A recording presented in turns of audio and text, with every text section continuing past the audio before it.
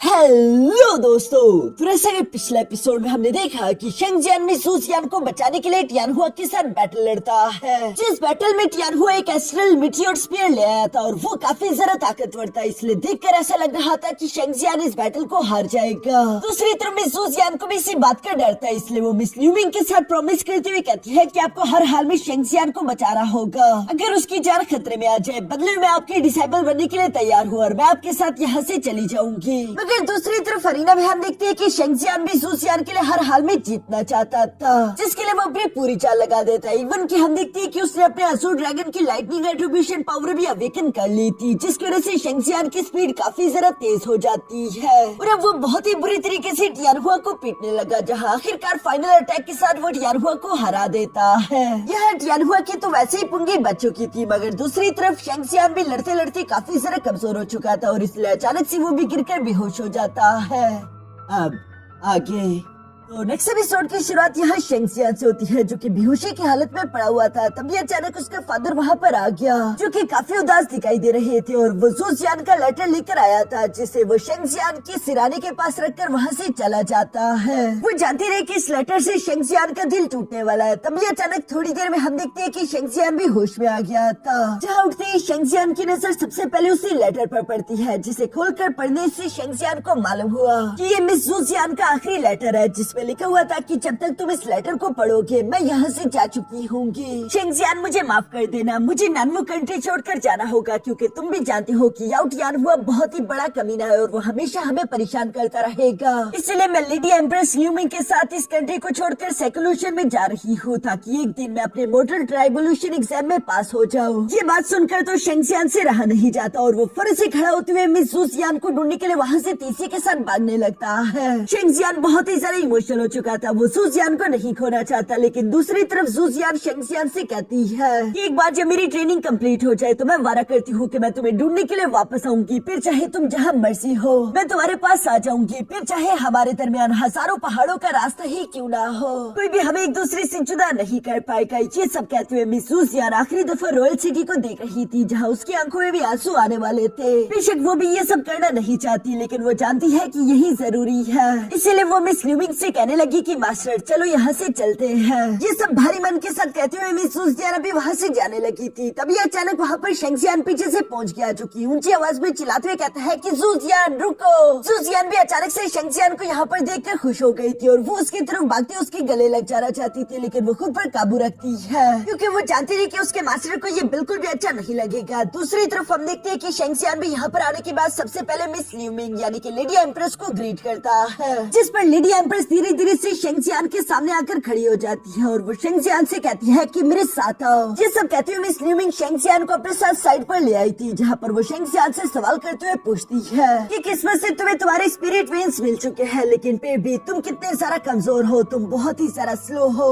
जिस पर शेंगजियान मिस ल्यूमिंग को जवाब देते हुए कहता है कि मैं वादा करता हूँ कि मैं रॉयल फैमिली में अपनी शेंग फैमिली को सबसे ज्यादा ताकतवर बना दूंगा। ये सुनकर भी मिस ल्यूमिंग जवाब देते हुए कहती है कि ये नानवू कंट्री बहुत ही ज्यादा छोटी है, जब तक तुम इस नानवू कंट्री में रहोगे तुम हमेशा एक कुएं का मेंढक बनकर रहोगे, जिसे मालूम ही नहीं कि ये दुनिया कितनी ज्यादा बड़ी है। तुम्हारा मकसद बहुत ही ज्यादा कमजोर है, इसलिए मुझे नहीं लगता कि तुम सूजियान को डिजर्व करते हो। ये सब सुनकर तो शेंगजियान को भी बुरा लगा और वो कहता है कि आखिर आप होती कौन हो ये बताने वाले कि सूजियान को मैं डिजर्व करता हूँ या नहीं। जो सुनकर तो मिस ल्यूमिंग पीछे की तरफ पलटते हुए शेंगजियान पर अपनी पावर से हमला कर देती है। साथ ही साथ वो कहने लगी कि तुम्हारी हिम्मत कैसे हुई मेरे सामने इस तरह से बात करने की, वो भी मामूली एबिलिटीज के साथ, जो कि कुछ भी नहीं है। शेंगजियान उस अटैक की वजह से इंजर्ड हो चुका था। साथ ही साथ हम देखते हैं कि मिस ल्यूमिंग और सारा उस पर प्रेशर लगाना शुरू कर देती है। साथ ही साथ वो शेंगजियान की आंखें खोलने लगी, जहाँ पर वो शेंगजियान से कह रही थी कि तुम सूजियान को हासिल करना चाहते हो, लेकिन अगर तुम खुद भी सोचो तो तुम्हारी खुद की भी कोई औकात नहीं है। अगर तुम एक ऐसे इंसान बनने वाले हो जिसका फ्यूचर इस नानवू कंट्री से बाहर है ही नहीं, तो इसका सिर्फ एक ही मतलब होगा कि तुम इस दुनिया में बहुत ही कमजोर रह जाओगे। इस दुनिया में कोई भी तुम्हें नहीं जान पाएगा, तुम कभी भी अपना नाम नहीं बना सकते। सकते। शेंगजियान को भी धीरे धीरे करके समझ आने लगा कि मिस ल्यूमिंग जो भी कह रही है वो कह तो बिल्कुल सही रही है। साथ ही मिस ल्यूमिंग यहाँ शेंगजियान पर प्रेशर लगाते हुए कह रही थी कि अगर तुम मुझसे वादा करो कि तुम ज़ुसियान को छोड़ दोगे तो मैं तुम पर प्रेशर लगाना बंद कर सकती हो। जो सब सुनकर तो शेंगजियान जवाब देते हुए कहता है कि नहीं, ये इम्पॉसिबल है, मैं कभी भी ज़ुसियान को नहीं छोड़ सकता। जिसने तुम्हें ल्यूमिंग को और भी जरा गुस्सा दिला दिया था और वो शेंगजियान की बॉडी पर और भी सारा पावरफुल प्रेशर लगाना शुरू कर देती है। शेंगजियान अचानक खून की उल्टियाँ करने लगा।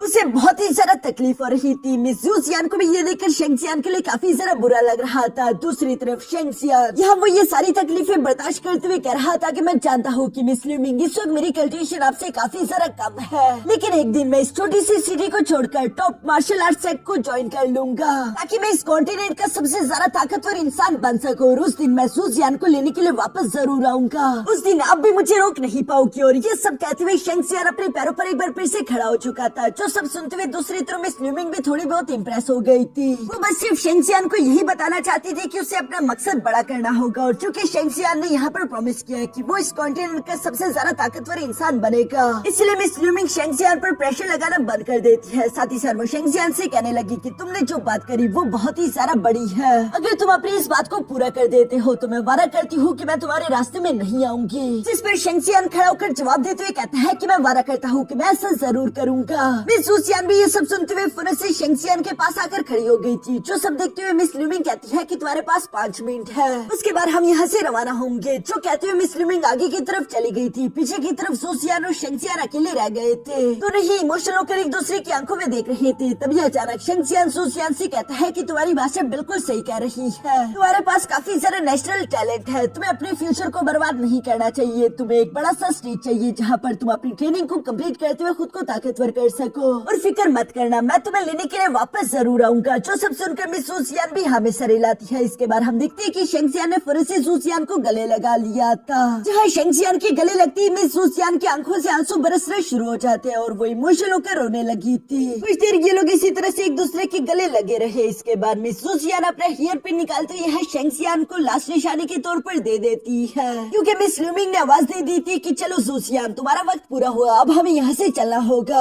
जिस वजह से मिस ज़ुसियान मिस ल्यूमिंग की तरफ बढ़ने लगी और ये दोनों ही फ्लाइंग सोर्स का इस्तेमाल करते हुए यहाँ से उड़ते हुए चली जाती है। जिन्हें जाता हुआ शेंगजियान क्लिफ से खड़ा होकर देख रहा था। साथ ही साथ वो यहाँ मिस ज़ुसियान की हेयर पिन की तरफ देखते हुए कहता है कि वादा रहा, अगर हमारे बीच 10,000 पहाड़ भी आ जाए तब भी वो हमें एक दूसरे से जुदा नहीं कर पाएंगे। दूसरी तरफ सीन शिफ्ट होकर याओ फैमिली में आ जाता है, जहाँ पर हम देखते हैं कि याओ फैमिली का यंग मास्टर याओ टियान हुआ, वो भी काफी जरा गुस्से में भड़का हुआ था। जहाँ पर वो गुस्सा होते हुए कह रहा था कि तुम्हें क्या लगता है कि तुमने लेडी एम्प्रेस को अपना मास्टर बना लिया तो मैं शेंगजियान को बख्श दूंगा? तो ऐसा नहीं होने वाला। ये सब कहते हुए याओ टियान हुआ वहाँ पर मौजूद चीजों को किक करते उन पर गुस्सा निकालने लगा। इवन कि वो अपने सोल्जर्स पर हमला करने लगता है, जहाँ वो उन्हें मारते उन पर अपना गुस्सा निकालने की कोशिश कर रहा था। तभी अचानक वहाँ पर 2 लोग आ जाते हैं, जिनमें से एक आदमी काफी ज्यादा ताकतवर हटा कटा दिखाई दे रहा था और एक लड़की जो कि दिखने में तो हॉट थी लेकिन वो साथ ही साथ एक ईवल मास्टर दिखाई दे रही थी। जिन्हें देखकर तो याओ टियान हुआ भी फौरन से खुद को संभालते हुए कहता है कि आखिरकार तुम दोनों यहाँ पर आ गए। जिस पर वो दोनों तो याओ टियान हुआ को इग्नोर करते हुए सीधे सीधे आगे की तरफ बढ़ने लगते हैं। याओ टियान हुआ भी ये देखकर थोड़ा सा हैरान था कि आखिर तीसरा कहाँ रह गया। तभी अचानक वहाँ पर एक गोल्डन लाइट चमकने लगती है, जिसके अंदर हम एक व्हाइट कपड़ों वाले आदमी को देखते हैं, जिसके आसपास कई सारी गुलाब की पंखुड़ियाँ थी। टियान हुआ तो उससे देखकर काफी ज्यादा खुश हो गया था। दूसरी तरफ हम देखते हैं कि वो आदमी तेजी के साथ मूव करते हुए अपने बाकी दोनों साथियों के बीच में जाकर खड़ा हो जाता है। जिन तीनों को यहाँ पर देखकर सारे के सारे सोल्जर्स तो घबरा रहे थे, लेकिन याओ टियान हुआ उन सब लोगों को ग्रीट करते हुए कहता है कि आप लोगों का बहुत बहुत शुक्रिया,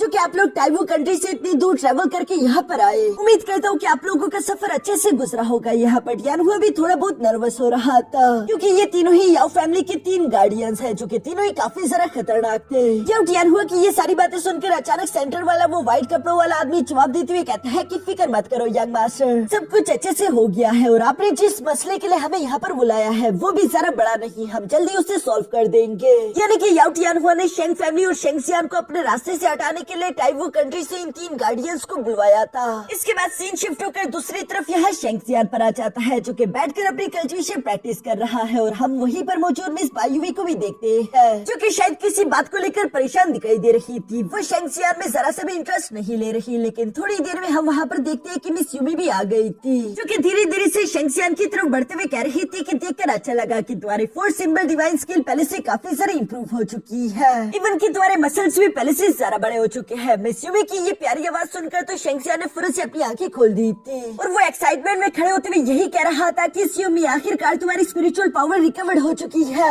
यह शेंगसियान अभी खड़ा होने ही वाला था, लेकिन यूमी उसके कंधे पर हाथ रखते हुए फुरन उसे दोबारा से नीचे बिठा देती है, जहाँ वो उसे रोकते हुए बड़े ही प्यार से कहती है कि रुक जाओ, आखिर तुम्हें इतनी जल्दी भी क्या है। और ये कहते हुए मिस यूमी धीरे धीरे करके शेंगसियान की शर्ट को उतारने लगी, जो देखकर शेंगसियान तो काफी सारा एम्बेरेस्ड हो रहा था। उसे समझ नहीं आ रहा था कि आखिर मिस यूमी कर क्या रही है।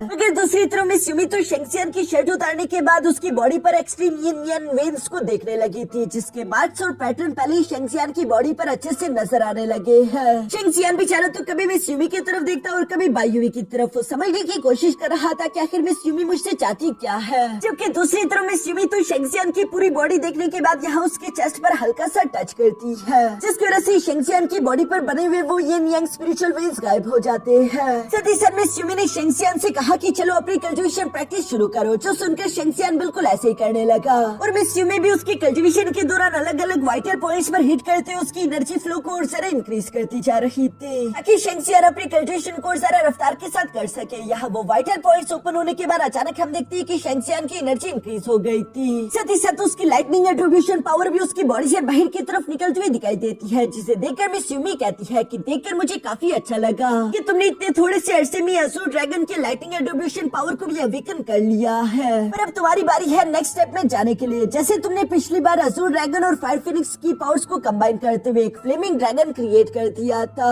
अब मैं चाहती हूँ कि तुम इस बार अज़ूर ड्रैगन की लाइटनिंग एट्रीब्यूशन पावर को फायर फिनिक्स के साथ कंबाइन करो। ये सुनकर तो शेंगसियान भी एक्साइटेड हो गया था और वो फिर से यहाँ पर अपनी फ्लेम पावर्स और अज़ूर ड्रैगन की लाइटनिंग एट्रीब्यूशन पावर दोनों को कंबाइन करने की कोशिश करता है, मगर वो इन दोनों पावर्स को मर्ज करने के बाद स्टेबल नहीं रख पा रहा था, जिसकी वजह से वो बार बार नाकाम हो रहा है। शेंगसियान तो ये सब देखकर सोच में पड़ गया था। तभी अचानक दूसरी तरफ मिस यूमी यहाँ पर शेंगसियान से कहती है कि क्या तुम अभी मेरा ही इंतजार कर रही हो कि मैं तुम्हें दोबारा से कपड़े पहनाऊं। जो सुनकर तो शेंगसियान समझ गया था कि मिस यूमी क्या कहना चाहती है और इसलिए वो खड़ा होते हुए फिर से अपनी शर्ट को दोबारा से पहन चुका, जिसके बाद वो मिस यूमी से कहने लगा कि तुम्हारा बहुत बहुत शुक्रिया, तुम्हारी वजह से मैं अपने यिन यांग वेन्स की यांग वाले वर्जन के मेंडेरियंस को अच्छे से कंट्रोल कर पा रहा हूँ, लेकिन अभी तक मैं अपने यिन मेंडेरियंस की पावर्स को अवेकन नहीं कर पाया हूँ। वैसे दोस्तों मैं आप लोगों को पहले ही बता दूं कि चाइनीज में यिन मेंडेरियंस और यिन पावर्स का अक्सर मतलब होता है कि कोल्ड एनर्जी, वो पावर्स जो कि कोल्ड एट्रीब्यूशन रखते हैं, और दूसरी तरफ यंग मेंडेरियंस वो पावर्स होते हैं जो कि हॉट एट्रीब्यूशन रखते हैं, जैसे कि फ्लेम हो। यंग मेंडेरियंस के पावर तो वैसे मिस यूमी शेंगसियान को सिखाने वाली थी, जो कि शेंगसियान सीख भी रहा है, मगर जहाँ तक बात यिन मेंडेरियंस की है वो तो सिर्फ मिस बायू ही शेंगसियान को सिखा पाएगी। इसलिए शेंगसियान यहाँ पर मिस बायू से कहने लगा कि क्या तुम मुझे सुप्रीम यिन डिवाइन मेंडेरियंस की पावर्स को इस्तेमाल करना सिखाओगी, जिस पर मिस बायू तो कोल्ड आवाज में मना करते हुए कहती है कि नहीं, मैं तुम्हें यिन मेंडेरियंस की पावर्स इस्तेमाल करना नहीं सिखाने वाली। जो सुनकर तो शेंगसियान भी हैरान हो गया था और वो सवाल करते हुए पूछता है कि ऐसा क्यों, जिस पर मिस यूमी शेंगसियान को समझाते हुए कहती है कि इतनी फिक्र मत करो, वैसे भी अभी तुम उस लेवल पर नहीं पहुँचे, मुझे लगता है कि पहले तुम्हें अपने यंग मेंडेरियंस को अच्छे से मास्टर कर लेना चाहिए, जिसमें मैं तुम्हारी मदद करूंगी। जो सुनकर शेंगसियान भी जवाब देते हुए कहता है कि अच्छा ठीक है, लेकिन दूसरी तरफ हम देखते हैं कि मिस बायू भी काफी ज्यादा परेशान दिखाई दे रही है, शायद उससे ज्यादा कुछ यहाँ पर अच्छा नहीं लग रहा। वो शेंगसियान से अभी उतनी ज्यादा इम्प्रेस नहीं है कि वो शेंगसियान पर अपना वक्त बर्बाद कर सके, जबकि मिस यूमी तो पहले से ही शेंगसियान से इम्प्रेस्ड है। इसके बाद हम लोगों को नेक्स्ट डे का सीन दिखाया जाता है, जहाँ शेंगसियान अपने फ्लेमिंग फिनिक्स की पावर और अपने अज़ूर ड्रैगन की पावर्स को प्रैक्टिस करने की कोशिश कर रहा था। उसके फादर भी यहीं पर मौजूद ये सब देख रहे थे। तभी अचानक एक सर्वेंट तेजी के साथ भागता भागता वहाँ पर आकर कहता है कि मास्टर, एक बहुत ही बड़ी गड़बड़ हो चुकी है। जो सब सुनकर शेंगसियान का फादर सवाल करते हुए पूछता है कि आखिर क्या हुआ, जिस पर वो सर्वेंट जवाब देते हुए कहता है कि किसी ने हमारे मेडिसिन शॉप पर हमला कर दिया और वहाँ के जितने भी सर्वेंट्स थे वो सारे के सारे किडनैप हो चुके हैं। चाहे इन्वेस्टिगेट करने पर हम लोगों को मालूम हुआ कि कोई उन्हें किडनैप करके सिटी से बाहर जंगल में ले गया है। ये सब सुनकर चेन यानहू सवाल करते हुए पूछता है कि क्या तुम बता सकते हो कि आखिर उन्हें किसने किडनैप किया, क्या उन बंदों के बारे में तुम लोगों को कुछ भी मालूम हो पाया, जिस पर वो सर्वेंट जवाब देते हुए कहता है कि नहीं मास्टर, हम ये तो नहीं जानते कि वो लोग कौन है, लेकिन हाँ मैं ये जरूर बता सकता हूँ कि उन लोगों ने हमारे मेडिसिन शॉप से कुछ भी नहीं चुराया, वो बस सिर्फ हमारे लोगों को ही किडनैप करके वहाँ से लेकर गए हैं। और मुझे शक है कि यकीनन उन लोगों के पीछे कोई और नहीं बल्कि याओ फैमिली ही होगी। जो सुनकर तो शेंगजियान भी थोड़ा सा परेशान हो गया था और वो अपने फादर से कहता है कि क्या ये याओ फैमिली की दोबारा कोई और चाल है। अभी वो ये कह ही रहा था कि तभी अचानक ऊपर से एक पत्थर नीचे की तरफ आ गिरा और शेंगजियान को ऐसा लगा जैसे कि कोई उस पर नजर रख रहा है, इसलिए वो देखते हुए कहता है कि कौन है वहाँ पर। ये सवाल करते शेंगजियान फौरन से भागते हुए शेंग फैमिली के मैंशन से बाहर आ जाता है, जहाँ चारों तरफ देखने पर भी शेंगजियान को कोई दिखाई नहीं दे रहा था सिवाय एक डॉल के, जो कि शेंग फैमिली के मैंशन के गेट के साइड पर पड़ी हुई थी। ये डॉल काफी जरा अजीब दिखाई दे रही थी, जिसे शेंगजियान उठाकर अभी गौर से देख ही रहा था कि तभी अचानक वहाँ पर एक छोटी सी बच्ची आ गई, जिसे देखकर शेंगजियान सवाल करते हुए पूछता है कि क्या ये डॉल तुम्हारी है। इस पर वो बच्ची जवाब देते हुए कहती है कि हाँ ये मेरी है। इसलिए शेंगजियान ने वो डॉल उस बच्ची को दे दी, जिसे लेकर वो बच्ची भागते हुए फौरन वहाँ से चली जाती है। तभी अचानक मास्टर चैन टियानहू भी वहाँ पर आ गया, जो कि शेंगजियान से सवाल करते हुए पूछता है कि शेंगजियान आखिर क्या हुआ, क्या कुछ गड़बड़ है। इस पर शेंगजियान जवाब देते हुए कहता है कि नहीं कुछ नहीं, मुझे लगा जैसे कि कोई मुझ पर नजर रख रहा है, लेकिन शायद वो मेरी गलतफहमी थी।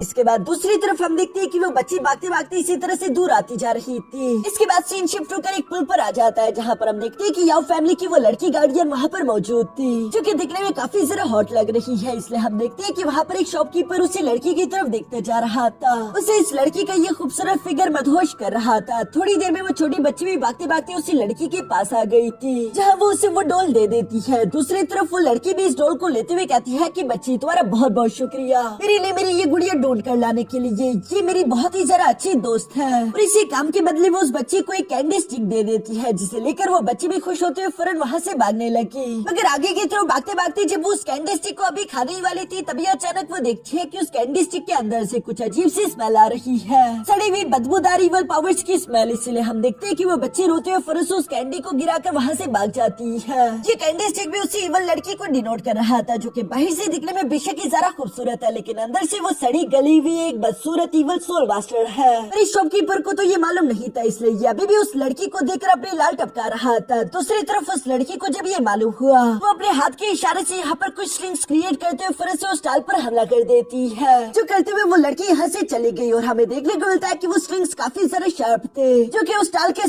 सारे पिलर्स को क्लीन कट कर देते हैं। साथ ही सर हम देखते हैं कि उस टाल के ओनर का भी गला कट चुका था, जिसके गले से अचानक खून दड़ा बहने लगता है और वो भी नीचे की तरफ मारा गया। ये देखकर सब लोग पैनिक करते हुए यहाँ वहाँ भागने लगे, जबकि इस केओस को देखकर उस लड़की को तो काफी जरा मजा आ रहा था और वो धीरे धीरे वहाँ से चली जाती है। इसके बाद सीन शिफ्ट होकर दूसरी तरफ सिटी से बाहर फॉरेस्ट में आ गया, जहाँ पर हम देखते हैं कि मास्टर चैन टियानहू अपनी शेंग फैमिली के सोल्जर्स के साथ यहाँ पर अपने साथियों को तलाश करने की कोशिश कर रहे थे। जंगल के साउथ को उन लोगों ने पूरी तरीके से छान लिया था, लेकिन वहाँ पर इन लोगों को याओ फैमिली का कोई भी सुराग नहीं मिलता। इसलिए अब ये लोग नॉर्थ की तरफ बढ़ने लगे, जहाँ से जंगल और ज्यादा गहरा है। यहाँ पर इससे पहले कि ये लोग आगे जा पाते, तभी अचानक शेंगजियान को अपने एक आदमी के मरने की आवाज सुनाई दी, जिसके पास आकर शेंगजियान और मास्टर चैन टियानहू जब आकर देखते हैं तो उन्हें देखने को मिला कि उस आदमी की बॉडी से सारा की सारा ब्लड निचोड़ दिया गया था। इसी वजह से उसकी स्किन ब्लैक दिखाई दे रही थी। साथ ही साथ उसकी बॉडी पर एक लोकेशन भी मार्क थी, जिस लोकेशन को देखते हुए शेंगजियान समझ जाता है कि वो दुश्मन वहीं पर हमारा इंतजार कर रहे हैं, जिनका सामना करने के लिए ये सब लोग तेजी के साथ उसी तरफ बढ़ने लगे। थोड़ी देर के सफर के बाद आखिरकार हम देखते हैं कि ये लोग वहाँ पर पहुँच जाते हैं, जहाँ पहुँचने पर मास्टर चैन टियानहू और शेंगजियान को अपने सामने वहाँ याओ फैमिली के वही 3 गार्डियन दिखाई दिए, जिनका लीडर यहाँ पर मास्टर चैन टियानहू को देखकर मुस्कुराते हुए कह रहा था कि आखिरकार क्लैन लीडर चैन टियानहू तुम यहाँ पर आ गए, हम लोग बेसब्री से तुम्हारा ही इंतजार कर रहे थे। शेंगजियान तो उसकी ये बात सुनकर सवाल करते हुए पूछता है कि आखिर कौन हो तुम लोग। शेंगजियान के ये सवाल सुनकर तो वो लड़की जोर जोर से इवल्स की तरह हंसने लगी, जिस पर हम देखते हैं कि मास्टर चैन टियानहू तो उन तीनों को पहचानता था और वो शेंगजियान को बताने लगा